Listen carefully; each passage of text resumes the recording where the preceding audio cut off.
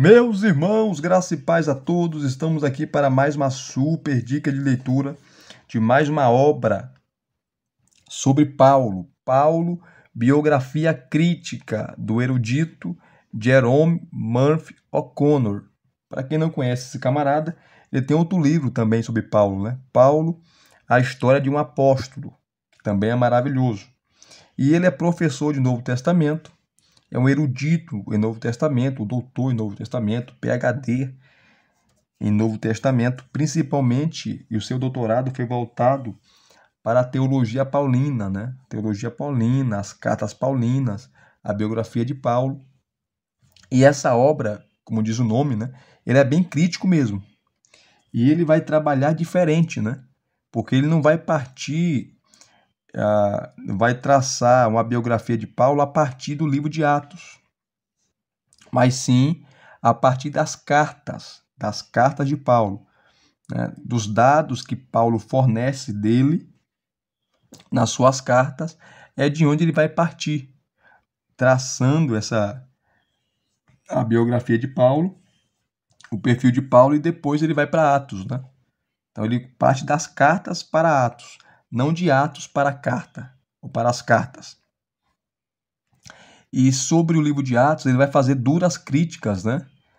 A Lucas, vai falar que Lucas exagerou em muita coisa, que muita coisa Lucas aumentou, tá? Talvez você fique chocado com o que ele vai falar, mas é a posição dele, né? Eu não concordo, mas isso não tira o mérito dessa obra, não tira. É uma grande obra acadêmica, tá? Onde ele faz uma análise, ele esmiuça, tá? Paulo, né? Ele esmiuça Paulo. Ele tira a mitologia em torno de Paulo para achar um homem, né? A busca pelo homem. Paulo, ser humano. Não esse Paulo que criaram, né? Como se fosse um deus. Os paulótras de Platão, de plantão aí, que idolatra Paulo como se fosse uma sumidade, como se fosse um anjo, um santo. Não, Paulo não é um santo, Paulo era um ser humano, como qualquer outro. Foi um homem de Deus, usado por Deus, mas era homem, tá? Mas era homem. Então ele desconstrói o mito para achar um homem. Paulo, uma biografia crítica, do Jerome Murphy O'Connor, uma das melhores obras que nós temos sobre Paulo. E sem delongas aqui, vamos aqui mostrar essa obra, o sumário, né? Aqui está o sumário. E eu vou correr aqui no sumário, tá? Não vou ler o sumário. Vou só mostrar para vocês. Vocês pausam o vídeo e leem os subtópicos. Eu só vou ler só os tópicos, tá? Ou melhor, os capítulos. E os subtópicos vocês podem pausar o vídeo para lerem. Aí tem o prefácio, lista de figuras, abreviaturas. Começa o capítulo 1. A estrutura cronológica, tá? Que ele vai trabalhar o testemunho das cartas, o testemunho dos Atos dos Apóstolos e o desenvolvimento de uma cronologia da vida de Paulo, que ele vai partir das cartas, não de Atos. Ele parte das cartas para Atos, não de Atos para as cartas. Capítulo 2, a infância e juventude em Tarso. Aqui é maravilhoso. Aí ele vai fazer uma exposição maravilhosa de Tarso, cidade de Tarso.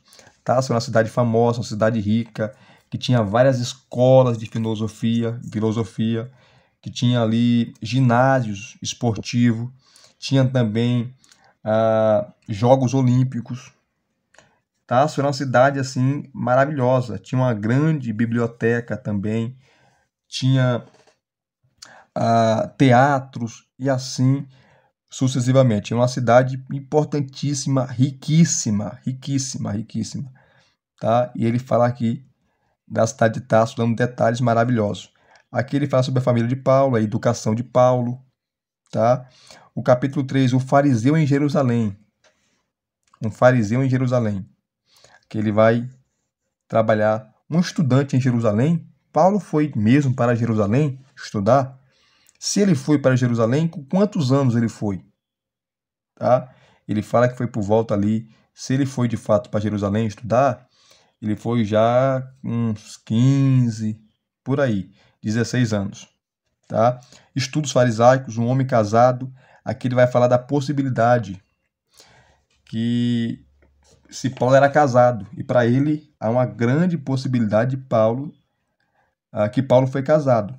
Não se bate o martelo porque Paulo não fala nada se ele era casado ou não, né?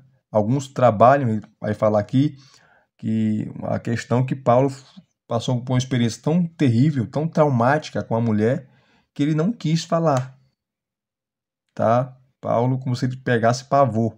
Paulo não quis falar nada sobre a mulher. Então, possivelmente, Paulo era casado. E ele defende aqui. Perseguidor da igreja. Aqui ele vai falar sobre a conversão e suas consequências. Vocês podem pausar aí para ler. Aí vem o capítulo 5, aprendizado com os Tessalonicenses. Aqui ele vai falar das 2 cartas aos Tessalonicenses, né? Depois vem o capítulo 6, ó, encontros e refeições, Jerusalém e Antioquia. Tá? Vão pausando aí e vão lendo, por gentileza. Que fala sobre os problemas de uma comunidade heterogênea, tá? Depois o capítulo 7 vai falar sobre Éfeso, os anos de Éfeso, que foi a cidade que Paulo mais ficou tempo, que mais tempo Paulo passou, foram 3 anos ali em Éfeso, tá? A sua terceira viagem missionária começa em Atos 18, a partir do versículo 22. Então ele fala aqui da comunidade que Paulo fundou ali em Éfeso, a igreja. Aqui ele fala sobre os Gálatas, né, o conflito na Galácia. Vocês podem pausar para ler aqui os subtópicos, né? A igreja de Filipos, parceria em Filipos. Contemplação em Colossas, a igreja de Colossenses, aos Colossenses. Aqui ele fala sobre Corinto, tá? Ele dá detalhes maravilhosos sobre a igreja de Corinto, as cartas, ou cartas a Corinto, a estrada de Atenas ao Istmo, a narrativa dos Atos e por aí vai. A evangelização de Corinto, tá? Capítulo 12, Corinto em crise, uma igreja muito problemática. Paulo escreveu 4 cartas para essa igreja. Na verdade, a primeira carta é a segunda e a segunda carta, na verdade, é a quarta. Mas essas 2 cartas que não estão no cânon se perdeu, né? E Paulo fez uma visita dolorosa à igreja. Paulo teve que defender seu ministério. Foi uma igreja complicadíssima. E ele esmiuça aqui esses detalhes, né? O capítulo 13, com olhos voltados para o Ocidente. Ele vai falar da carta de Paulo aos Romanos. Que Paulo escreveu essa carta fazendo uma ponte com a igreja de Roma, para a igreja de Roma bancar ele, para ele ir para a Espanha, pregar na Espanha. Que seria a sua 4ª viagem missionária, só que ele não conseguiu. Ele morreu antes. Morreu ali por volta do ano 67, na perseguição de Nero. E aqui ele fala dos últimos anos, que é o capítulo 14, né? Até o seu martírio. Até o seu martírio. Tá? Aqui ele fala sobre as cartas pastorais também. Enfim, maravilhoso. Aí tem a bibliografia, o índice geral. E essa obra deixa eu pegar aqui, são 404 páginas. 404 páginas, tá? De pura erudição. O índice geral, gente, vocês vão lá, tá em ordem alfabética, de A a Z, aonde você, eu quero procurar sobre Abraão. Você vai ler lá, na letra A vai estar lá o nome Abraão e vai estar as páginas falando aonde ele fala sobre Abraão, assim como Adão e por aí vai. Então você vai no índice geral e você procura o assunto que você quer ler, tá bom? E sem delongas aqui, deixa eu mostrar para vocês aqui uns dados interessantes. Vamos pegar aqui o capítulo 2, ó. A infância e juventude em Tarso. Rapidamente aqui, dá uma pincelada para vocês verem. Olha só. Infância e juventude em Tarso. Que ele dá uma pincelada muito boa sobre a cidade de Tarso. Aqui ele fala sobre, vai entrar a fundo sobre Tarso, né? Citando obras, né? Discursos de filósofos, enaltecendo, elogiando Tarso, que era uma grande cidade rica, famosa, uma cidade assim que só tinha milionário, né? Tinha centro de esportes, ginásio esportivo, teatros, tinha templos pagãos e por aí vai. Então ele vai citar aqui que era uma cidade também comercial, tá? Uma cidade cosmopolita que tinha vários povos. Ele cita aqui. Eu não vou ler para a gente ganhar tempo, tá? E aqui embaixo, queridos, você vai ter, ó, notas de rodapé o tempo todo. Tá vendo aqui, ó? As notas de rodapé. É muita nota de rodapé. Essa obra é muito bem aparada, muito bem escrita, muito bem documentada. Jerome Murphy O'Connor, ele arrebentou nessa obra. Então aqui ele esmiuça, né, falando sobre a cidade de Tarso. Depois aqui ele fala sobre a família de Paulo, que é interessante, que muitas obras especula muito sobre Paulo, né? Muito sobre o pai de Paulo.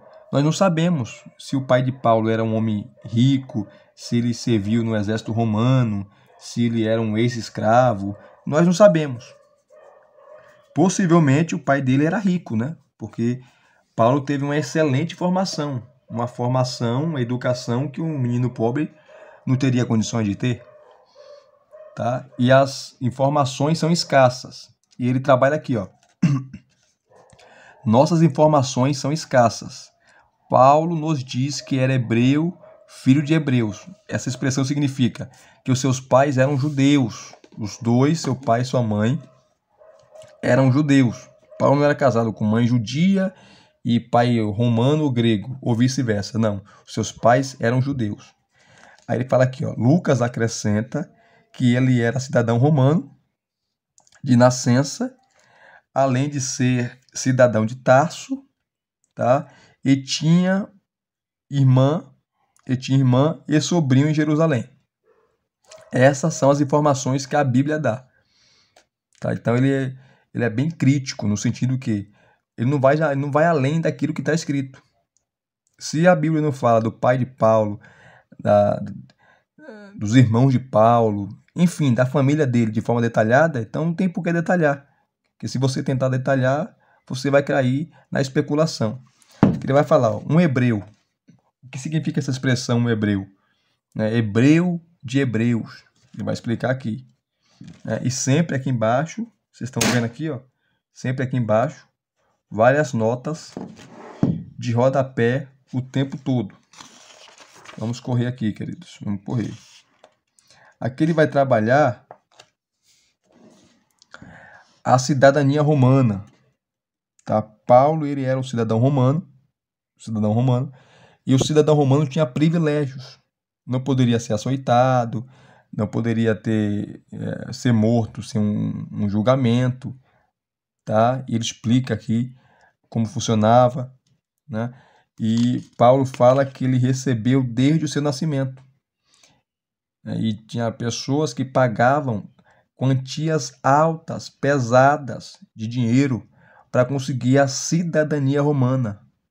Se Paulo veio de berço, então o seu pai conquistou a cidadania romana e, consequentemente, os seus filhos, né? Mas nós não sabemos nada do pai dele, como o pai dele conseguiu isso, né? Não sabemos, Paulo não fala. Então ele trabalha aqui, ó, a cidadania romana, ele arrebenta.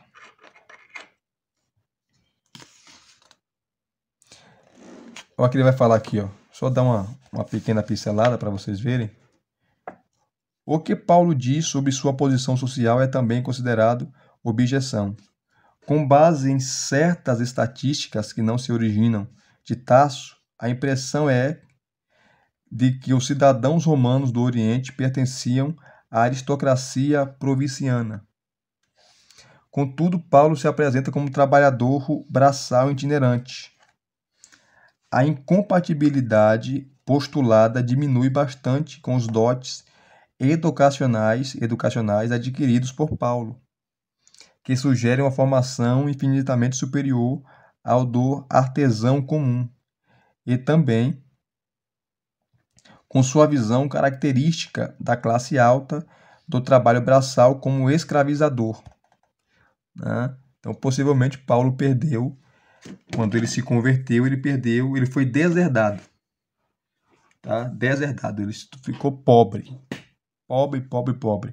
porque pela educação que ele tinha, pela formação que ele tinha, andar do jeito que ele andava, né? Tinha que trabalhar, tinha que fazer tendas. Inclusive, ele fala aqui muito bem da profissão de Paulo, né?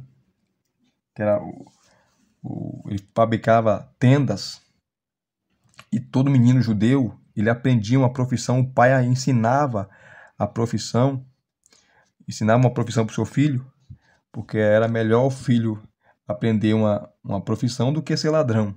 Tinha uma frase, né, que os rabinos falavam. Até uma rima. E muitos historiadores falam que possivelmente, não é certeza, é uma coisa incerta, que o pai de Paulo podia ter ele era empresário, ele tinha uma indústria de tendas, ou tinha uma fábrica de tendas, de fabricar tendas, enfim. Tá? Muitos historiadores trabalham com essa hipótese, mas é uma hipótese, não é certeza. Tá? Aí ele continua aqui, ó. Paulo se apresenta como trabalhador braçal itinerante. A incompatibilidade postulada diminui bastante com os dotes educacionais adquiridos por Paulo, que sugerem uma formação infinitamente superior à do artesão comum, e também com sua visão característica da classe alta.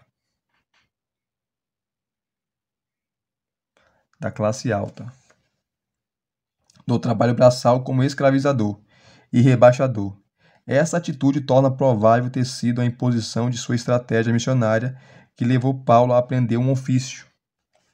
E aqui embaixo, sempre, as notas de rodapé, queridos. Olha, bastante notas de rodapé. Interessante, né? O fato de Paulo não mencionar sua cidadania foi interpretado como objeção. Nesse aspecto, o argumento do silêncio não tem nenhum valor. Não só não havia razão para Paulo mencionar sua posição social em cartas a comunidades que ele desejava convencer de que nossa pátria está nos céus, Filipenses 3:20, mas também a alegação de cidadania trazia o risco de sujeitá-lo ao desafio de provar seu direito. Seria preciso mostrar documentos, o que não teria sido fácil para alguém longe de casa e sempre viajando. O pequeno díptico de madeira que continha o certificado era precioso demais para se levar de um lado para o outro.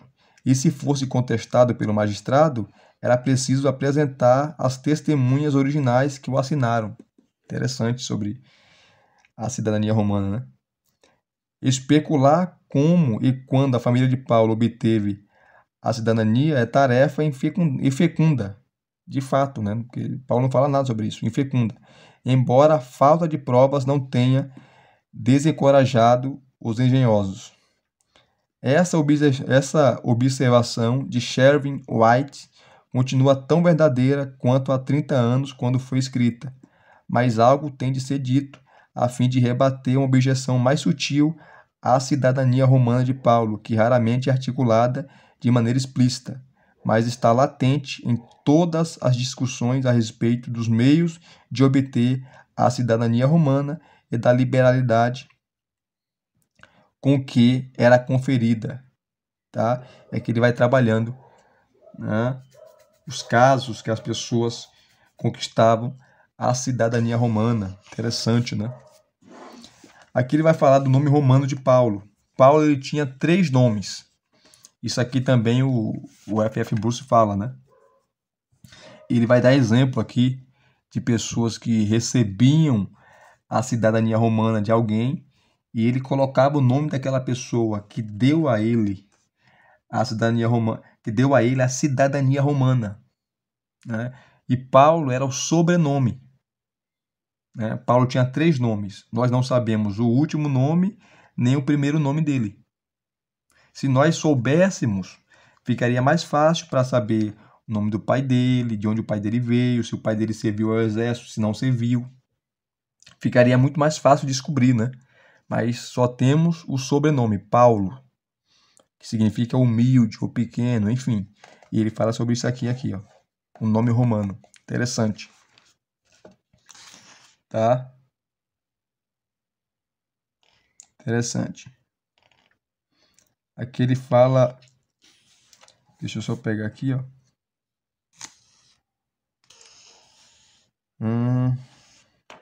Que ele mostra citações de lápides de cemitérios, tá? Mostrando o nome, né? Os 3 nomes da pessoa, né? O nome tripartido. A pessoa colocava o nome do seu senhor, tinha o nome de família, né? E o seu nome próprio. Então era o nome do senhor, aquele que concedeu a cidadania romana, o nome da família, ou de família, e o nome dele, dado pelo seu pai ou pela sua mãe. Uma descrição de Paulo, que os parentes de Paulo, a educação, tá? Interessante.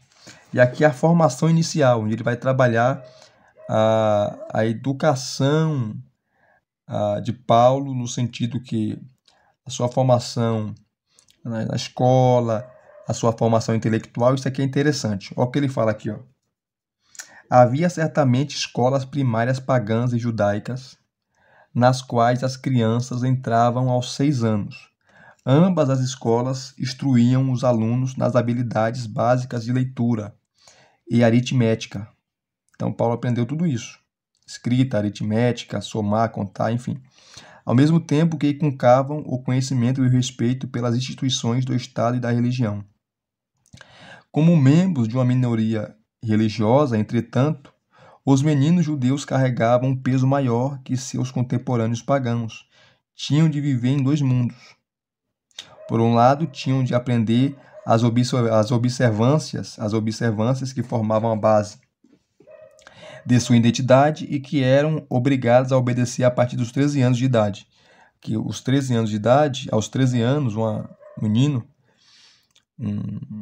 judeu, ele tinha que fazer o Bar Mitzvah, que era a confissão de fé judaica, onde ele ia até a sinagoga, né, ou o templo, e ele era sabatinado por rabinos acerca da lei. Ele tinha que citar parte da lei e tinha que citar de cor a Torá. A Torá. Paulo, ele fez isso, né, a sua profissão de fé. Aí ele continua aqui, ó. Cita Joséfos, cita Filho de Alexandria, enfim. Aqui. É nesse contexto que Paulo teria conhecido a Septuaginta, a Bíblia dos judeus de língua grega. Paulo estudou a Septuaginta, aqueles 70 judeus, né, que traduziram o Antigo Testamento para o grego. E ele vai falar aqui que Paulo cita nas suas cartas ele faz 90 citações, alusões ao Antigo Testamento, a texto do Antigo Testamento. E esses textos são da Septuaginta, porque Paulo teve contato desde criança com a Septuaginta, com o grego, com o aramaico, com o latim, com o hebraico, enfim. Paulo era um poliglota. No início era apenas um livro didático para a criança aprender a ler e do qual tinha de decorar trechos, mas depois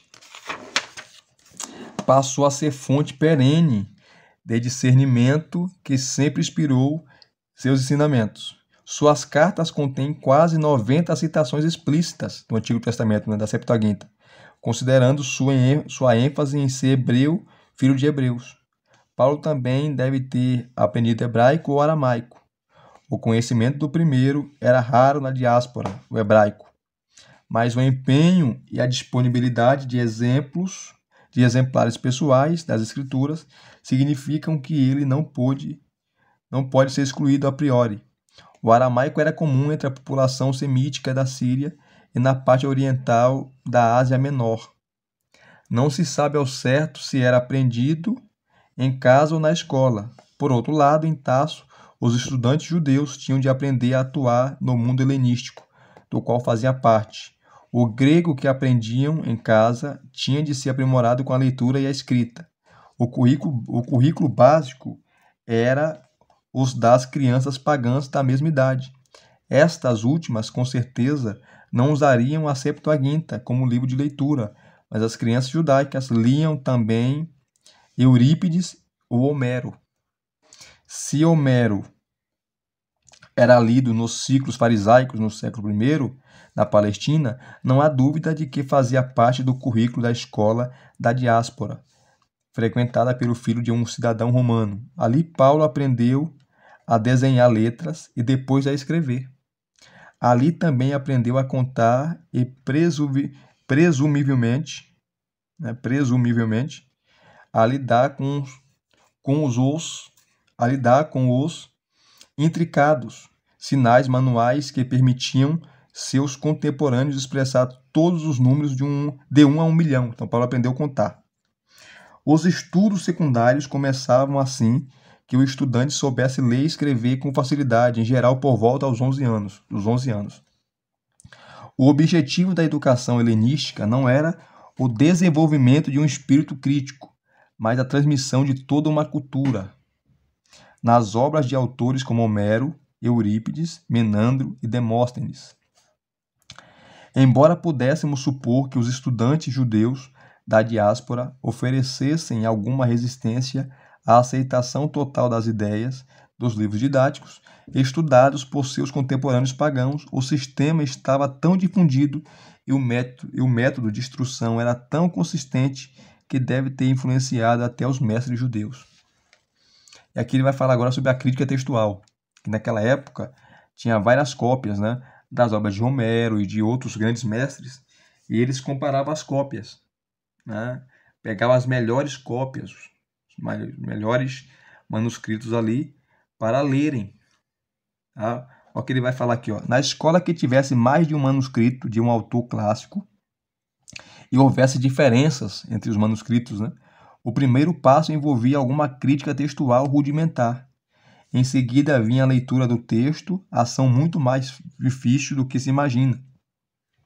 Exigia preparação cuidadosa, porque as palavras nem sempre estavam separadas umas das outras e não havia pontuação. Imagina, não tinha ponto final, não tinha ponto e vírgula, não tinha ponto de interrogação, ponto de exclamação, era uma leitura direta. Então não era fácil você ler em público, não era fácil você fazer discursos lendo, era difícil. Tudo isso Paulo aprendeu. Né? Você vê isso nas suas cartas, ele usando a arte da argumentação, da retórica, da oratória, ele usando a diatribe, né? Lá em Romanos ele usa, que era um método que os filósofos usavam, né? Você levanta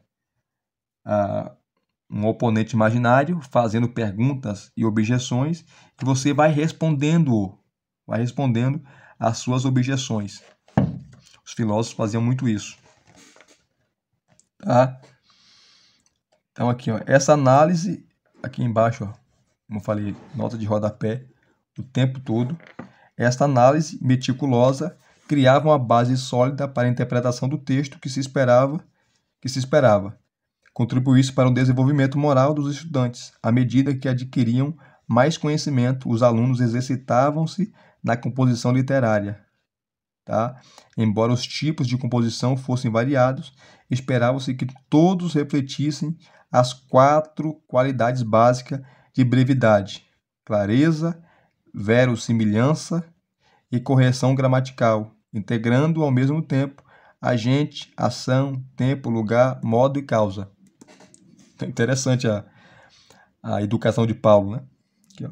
Treinamento retórico, como que era naquela época. Paulo teve esse treinamento de retórica, aprendeu oratória, aprendeu a arte de argumentar, de falar, de discursar, enfim. Que ele vai falar sobre isso. Não dá para ler por causa do tempo. Tá? Que ele vai falar sobre um fariseu em Jerusalém. Paulo falou que ele era fariseu. um estudante em Jerusalém, tá? Interessante. Paulo contrapõe-se a Lucas, e aqui ele faz críticas a Lucas, né? Como eu falei no começo, ele fala que Lucas exagerou em alguns pontos, né, acerca de Paulo, para dar mais uma credibilidade, uma autenticidade, tá? Ele é bem crítico aqui no relato de Lucas em Atos. Eu não concordo com ele, mas é a posição dele, tá? E isso não tira o demérito da obra, isso não rebaixa a obra em nada, tá? É uma obra fantástica, só que é a posição dele acerca de Lucas. Aqui ele vai falar sobre o farisaísmo, né? Um fariseu. O que era um fariseu, hein? Ele vai explicar aqui, tá? Onde se encontravam fariseus, que eram a seita judaica, né? Os doutores da lei, que significam os separados, os puros, enfim.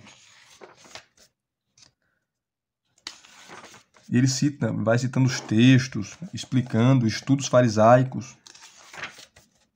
Um homem casado, aqui ele vai falar da possibilidade, né? Possivelmente Paulo era casado sim. Ele vai defender isso. Possivelmente, você não pode bater o martelo, porque Paulo não fala nada se ele era casado ou não. Mas possivelmente ele era casado, tá? Possivelmente ele era casado. Perseguidor da igreja. Vamos lá. A conversão e suas consequências, tá? E é muita coisa, queridos. É muita coisa. Ele vai falando aqui e arrebenta. Deixa eu pegar mais uma parte aqui, ó. A confusão em Corinto. Página 259. Deixa eu ir lá. Ele fala coisas importantes aqui sobre a cidade de Corinto, tá? Que é a confusão em Corinto. Aqui ele dá uma pequena descrição. E aqui ele começa a trabalhar. Cartas a Corinto. O fato de ter-lhes escrito mais cartas que a qualquer outra igreja mostra a intensidade da relação de Paulo com os coríntios. O Novo Testamento contém só 2 cartas, mas estas mencionam 2 outras. Então são 4 cartas aos coríntios, né? A primeira carta pré-canônica está no capítulo 5, versículo 9. E a carta dolorosa ou severa está na segundo Coríntios, capítulo 2, versículo 4. A primeira carta, Por conseguinte, 4 ao todo. Entretanto, a partir do fim do século XVIII, surgiram dúvidas a respeito da integridade de ambas, 1ª e 2 Coríntios. A divisão de 2 Coríntios em 2 cartas, originalmente independente, foi declarada em 1776. A integridade de 1 Coríntios levou 100 anos para ser posta em dúvida. A partir desse momento, as hipóteses tornaram-se cada vez mais complexas, à medida que fragmentos de uma carta eram associados aos de outra. Essa tendência da pesquisa neotestamentária chegou ao auge com a tese de que, originalmente, a correspondência coríntia consistia de 9 cartas distintas. Olha só. É fácil zombar da arbitrariedade. É fácil zombar da arbitrariedade dessas teorias. Entretanto, os exageros de alguns especialistas não invalidam o método. Teorias divisórias nunca se desenvolvem por amor a elas mesmas. São esboçadas para dar razão de observações feitas de boa fé e por isso merecem ser levadas a sério, mesmo que, em uma última instância, não mereçam crédito. Interessante. Aqui ele começa a trabalhar. 1 Coríntios. É relativamente fácil lidar com 1 Coríntios porque não há dificuldade em discernir o princípio no qual se baseiam as teorias divisórias. Seu aspecto notável é a ausência de qualquer lógica perceptível no arranjo do conteúdo. Para alguns, isso dava uma impressão de desordem, explicada com a alegação da fusão absurda de algumas cartas. As explicações desses biblistas para revelar o segredo dos documentos originais têm sido diversas fontes de informações que Paulo tinha à disposição. Os familiares de Chloe, a carta enviada pelos coríntios e a delegação composta de Estéfanas, Fortunato e Arcaico. Partes diferentes de 1 Coríntios combinam-se para criar o que se reputam respostas apropriadas e internamente consistentes, a cada uma delas consideradas individualmente ou combinadas. Quando as suposições subjacentes são reveladas com clareza, torna-se evidente a falha dessa metodologia. Ele vai trabalhando. Ela supõe conhecimentos superiores ao do autor, impondo que ele deveria ter dito. As cartas resultantes devem mais ao senso estético do biblista que a quaisquer fatos objetivos. Além disso, como Gordon Fee corretamente salientou, todas as chamadas contradições internas de 1 Coríntios são resolvidas por uma exegese mais precisa. Ele fala isso na sua carta, ou melhor, na sua obra, né? Comentário exegético de 1 Coríntios. Finalmente, nenhuma explicação satisfatória foi dada para o procedimento e nenhuma justificativa para a intenção dos redatores que deram a 1 Coríntios sua forma atual. Tá? Portanto, não surpreende que os principais comentaristas defendam com firmeza a unidade de 1 Coríntios. Então, não é uma coleção de cartas, é uma carta só. Ele vai trabalhar 2 Coríntios, tá? Depois ele vai falar da estrada de Atenas ao Istmo.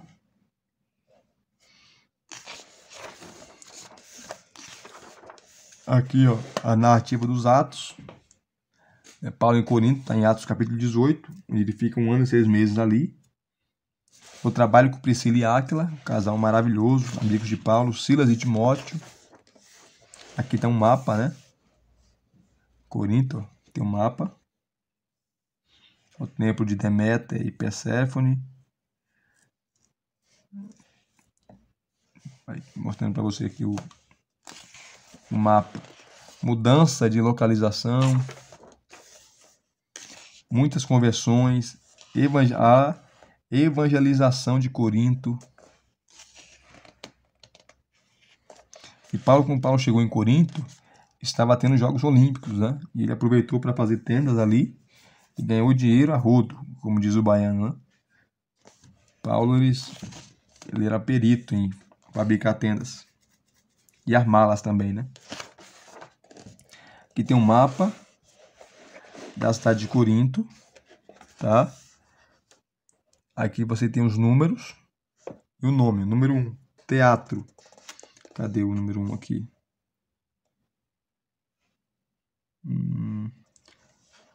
3, 5. Ele tá por aqui. Aqui, ó. Teatro, aqui, ó. Que é o teatro, número 1. Aí você tem o número 2, calçada de Erasto. Cadê o número 2? Aqui, ó. Aí o número 3, poço de Glauce.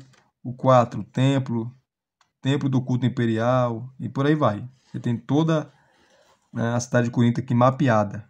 Excelente, né? Excelente. Aí vem as primeiras conversões ali, as primeiras conversões em Corinto, inconsistência de status, a composição da comunidade, uma comunidade turbulenta, que é problemática, a chegada de Apolo, diferenças na comunidade, contatos em Corinto,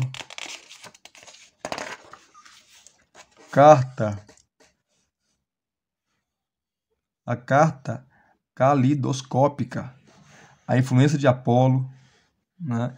Olha só, se examinarmos com cuidado 1 Coríntios capítulo 1 ao capítulo 4, em que Paulo está explicitamente preocupado com divisões na comunidade, surge um grupo cujos membros acreditavam que a posse da sabedoria tornava-os perfeitos, como possuidores do Espírito que vem de Deus. Eram todos homens espirituais. Consideravam-se saciados de bênçãos divinas, ricos, reis, sábios, fortes, objetos de consideração. Olhavam com superioridade os outros membros da comunidade que não tinham alcançado a mesma posição espiritual exaltada, tratando-os como criancinhas capazes de beber apenas leite, e como loucos que eram fracos e desprezados. Interessante, né? Então, ele vai tratando aqui, ó, sobre essa questão da sabedoria. É um livro maravilhoso, queridos. Maravilhoso, tá? Eu só dei só uma pinceladinha para vocês verem aqui. Que livro fantástico, fantástico, tá? Ele vai trabalhando toda a biografia de Paulo por meio de suas cartas, né? Vai falando das suas cartas, das comunidades que Paulo fundou e assim sucessivamente. Se vocês gostaram de mais uma dica de leitura, de mais uma super dica de leitura, deixa aqui nos seus comentários, deixa o seu like, se inscreva no canal se você não é inscrito e acione o sininho para receberem todas as notificações, ok? Graça e paz mais uma vez. Até as próximas indicações.